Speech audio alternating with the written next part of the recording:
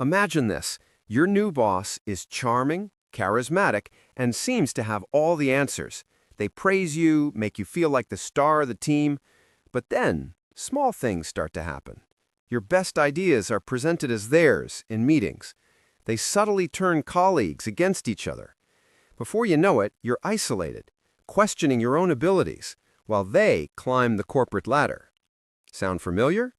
You might just be dealing with a psychopath. In his book, Surrounded by Psychopaths, Thomas Erikson argues that these master manipulators aren't just characters in movies. They're in our offices, our social circles, and sometimes even our families. The book gives you a toolkit to deal with them, focusing on 3 key ideas.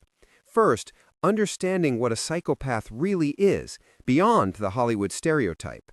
Second, learning how to spot their specific manipulation tactics.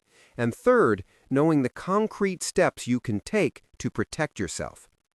Let's start with the first point, redefining the psychopath. Forget the axe-wielding villain. The real-world psychopath is a social chameleon.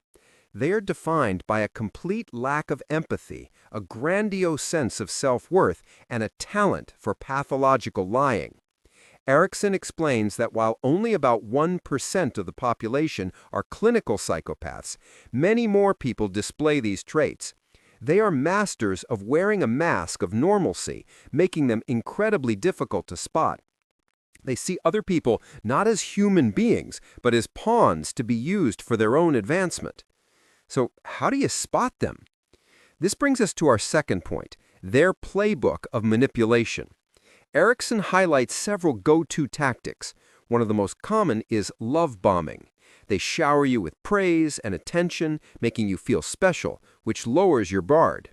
Then comes the gaslighting. They'll do or say something and then deny it ever happened, making you question your own sanity. They might say, "I never said that. You're being far too sensitive." Another classic move is triangulation, where they create conflict between 2 people to maintain control, playing the innocent party caught in the middle. They thrive on the chaos they create. So what can you do? This is the third and most crucial takeaway, your defense strategy. Erikson's advice is surprisingly simple, though not always easy. The number 1 rule is to limit contact. If you can't cut them out of your life, say it's a boss or a key colleague, you must change how you interact. First, never show emotion. Psychopaths feed on emotional reactions, so becoming as boring and unresponsive as a gray rock takes away their power. Second, stick to the facts. Communicate in writing whenever possible and document everything, dates, times, and specific actions. This creates a paper trail they can't easily dispute. And third, don't try to beat them at their own game. You can't out-manipulate a master manipulator. Your goal is not to win, but to disengage and protect your own well-being. To wrap it up, Surrounded by Psychopaths is a practical guide to identifying and handling the most manipulative people you'll ever meet.